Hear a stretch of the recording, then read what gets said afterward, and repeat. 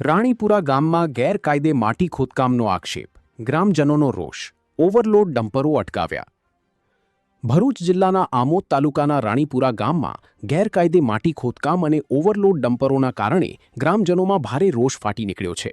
સ્થાનિકોના આક્ષેપ મુજબ ગામ પંચાયત અથવા ખેડૂતોની લેખિત મંજૂરી વિના ખનિજ માફિયાઓ અને કોન્ટ્રાક્ટરો દ્વારા બેફામ રીતે માટી ખોદકામ શરૂ કરવામાં આવ્યું છે.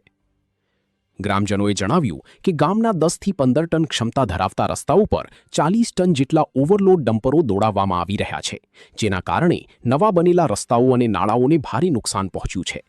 રાણીપુરા, નવા વાડિયા અને જૂના વાડિયા વિસ્તારમાં રસ્તાઓ બિસ્માર હાલતમાં પહોંચી જતા વાહન ચાલકો માટે અવરજવર મુશ્કેલ બની છે. આ મુદ્દે રોષે ભરાયેલા ગ્રામજનોએ રસ્તા પર ઉતરી ગેરકાયદે પ્રવૃત્તિનો વિરોધ કર્યો અને ડમ્પરો અટકાવ્યા હતા. સ્થાનિકોએ ખાણ ખનિજ વિભાગ અને વહીવટી તંત્ર પર પણ સવાલ ઉઠાવ્યા છે કે આટલી મોટી પ્રવૃત્તિ સામે કાર્યવાહી કેમ કરવામાં આવતી નથી. ગ્રામજનોએ મામલતદારની રજૂઆત કરી તાત્કાલિક ગેરકાયદે ખોદકામ બંધ કરાવવા, ઓવરલોડ વાહનો પર કાર્યવાહી કરવા અને નુકસાન પામેલા રસ્તાઓનું સમારકામ કરાવવા માંગ કરી છે. સાથે ચીમકી પણ ઉચ્ચારી છે કે જો સમસ્યાનો ઉકેલ નહીં આવે તો આગામી દિવસોમાં ઉગ્ર આંદોલન કરવામાં આવશે. Bureau chief Yasin Malik, Bharuch. રોજ તાલુકો આંબોદ, ગામનું નામ રાણીપુરા, ગામ સરપંચ છું રાણીપુરાનો.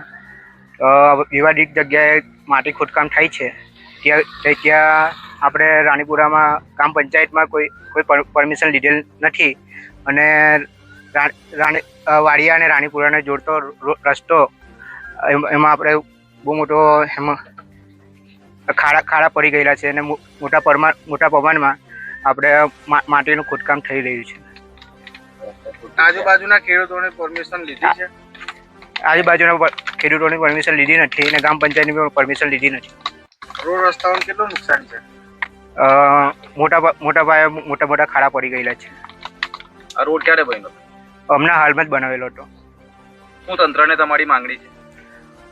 તંત્રને અમારી એટલી માંગણી છે કે આ રોડ પાછો નવેસરથી રિપેરિંગ કરે અને જે માટી ખોદકામ આપેલું છે એમની કંઈ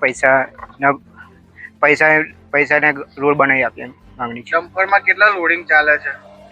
રોડની કેપેસિટી 12 થી 15 ટનની છે અને ડમ્પરિયા 35, 40 ટન લાગે.